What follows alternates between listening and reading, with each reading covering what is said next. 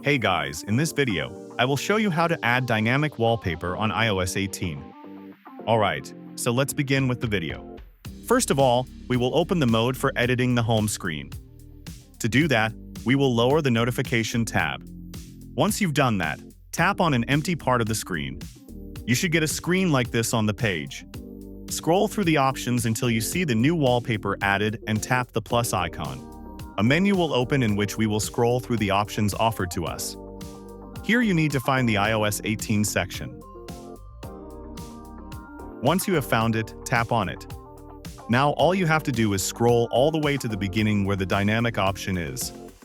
The screen will show the changes that will happen on your screen. Now all that's left is to tap on the Add button located in the upper right corner. Here you select the option you want. I will choose Set as a wallpaper pair, and that's all you have installed dynamic changing of your wallpapers. So that's basically how you can add dynamic wallpaper on iOS 18. So that's all for this video.